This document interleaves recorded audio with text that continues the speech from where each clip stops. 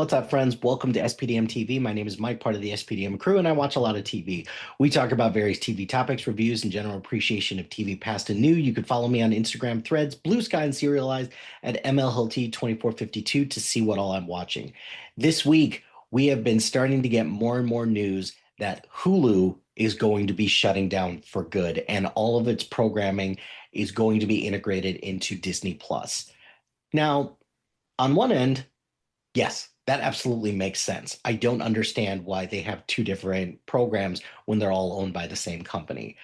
I always thought that Disney Plus should just go put all their content on Hulu and have Hulu be the big service, especially since they have the Hulu Live TV, but I guess that's going to Disney Plus now. So it is what it is.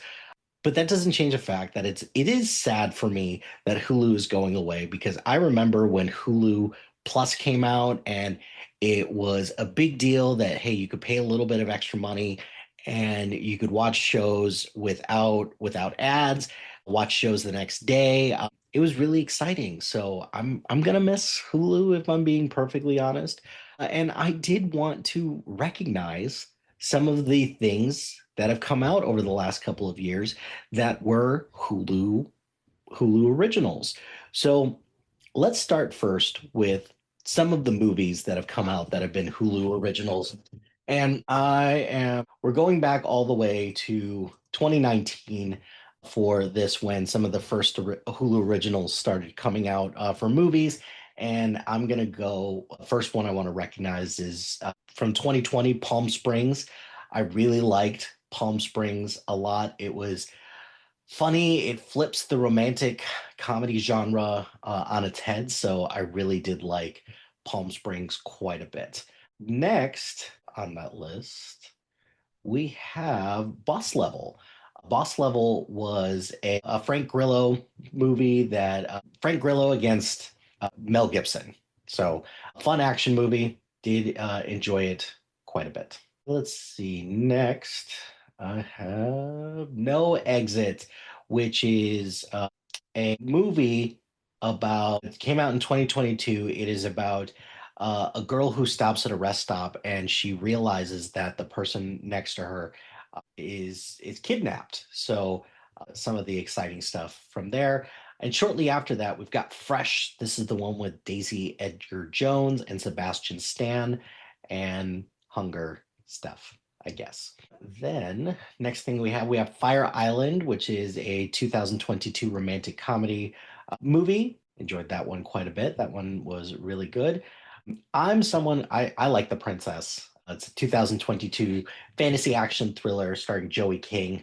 Yeah, I actually didn't mind that, but probably the one standout from 2022 that is probably going to get a lot of credit is Prey, which is the reboot of the Predator franchise by Dan Trachtenberg. Amber Midthunder, it was just awesome in this. So, and it gave us some pretty awesome moments with the Predator series. So I did like that quite a bit. Let's see what else do we got. 2023, we got Rye Lane, a romantic comedy movie that I don't think gets enough credit for a lot of the stuff that it presented. So I definitely want to recognize that. I got to give a shout out to the Flamin' Hot movie from 2023. It's a biopic about the guy who came up with the Flaming Hot Cheeto. So I have to give it a little bit of credit for that. Then going all the way to this year, we've got 2025's Predator Killer of Killers. That was good. And then there's one that's kind of like a guilty pleasure of mine. It's the biopic Swiped, which is about the founder and CEO of Bumble and how she used to be part of another dating app, and then she got released, or she was unjustly fired from that. So there is that. Let's see. I don't think there's any other movies that came out or are coming out that I did want to shout out, but those were ones that I did enjoy quite a bit from the movie side. Now, let's talk about the TV show side because Hulu has had a very rich history in the television space, but it also has had a great relationship with FX as well. And I feel like FX and Hulu are synonymous with one another. So I think there's a lot of interesting stuff here that I think is really good. So lots of things to kind of go over with this, and some of the ones that I did want to shout out, particularly the ones that have ended over the years, because Hulu original TV is over 10 years old at this point. So there's a lot of good stuff there. And perhaps probably their first like major hit was The Handmaid's Tale, which based on the book by Margaret Atwood, or the series, and then starring Elizabeth Moss, which she was already a pretty fantastic performer, but then this catapulted her a little bit more into the stratosphere. So I really enjoyed that. Marvel's The Runaways, I think, is a bit underrated at this point. It's a superhero teen drama, but I did enjoy The Runaways quite a bit. Castle Rock, which is the anthology series that's kind of based in the Stephen King universe, I did like quite a bit as well. Devs, on which is a FX show. It's by Alex Garland, so it's very heady sci-fi. So there is that. Mrs. America was really a really good historical drama series that I thought was really good. Love Victor, another show that's kind of based on a TV series, part of like the Disney Plus, original series, but then it moved to Hulu shortly after that. I'm pretty sure that's also what happened with The Runaways. I think it was on something else first. We've got A Teacher, which is starring Kate Mara and Nick Robinson. That one was pretty good. I think Why the Last Man was a pretty good show, but I also think that it got kind of hosed a little bit. They only got one season, but it also didn't live up to what it was looking to do. Dope Sick, which is one of my favorite things that's been on Hulu. Yeah, Dope Sick was outstanding.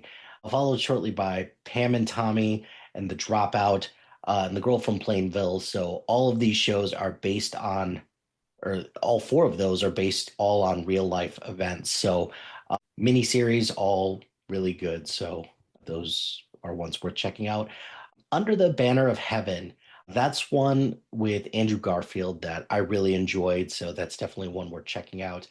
Candy, which we this was a bit of a Armageddon and Deep Impact type of thing, because we got Candy, which is on which was on Hulu, and then you've got the Elizabeth Olsen led one, which was on HBO. And I like Candy a little bit better, if I'm being perfectly honest. The Patient, which was Steve Carell and Donald Gleason in that. So that's definitely one worth checking out. Fleischman is in Trouble. That one's borderline underrated for me. I think Jesse Eisenberg, Claire Danes, and Lizzie Kaplan are all really great in that one. Kindred, that's one that I think could have been good if it had gotten another season, but they canceled it, so that kind of sucks. Oh, those are good. Say Nothing. That came out last year. Say Nothing was a miniseries about the troubles in Ireland during the height of the IRA. So that one was good. So those are the dramas. The comedies, we've got Casual, which I really liked. Future Man, I love Future Man. Pen 15, Shrill, Rami, I guess. Shout out to Dollface, the High Fidelity series, The Great, Reservation Dogs. I did like the first season of How I Met Your Father, but it just wasn't as good.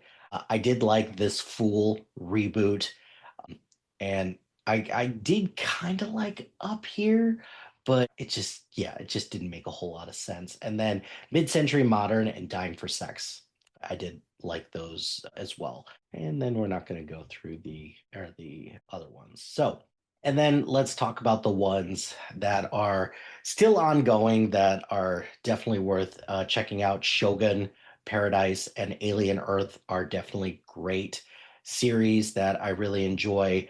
And then we've got The Bear, Only Murders in the Building, and Deli Boys. I did like all of those.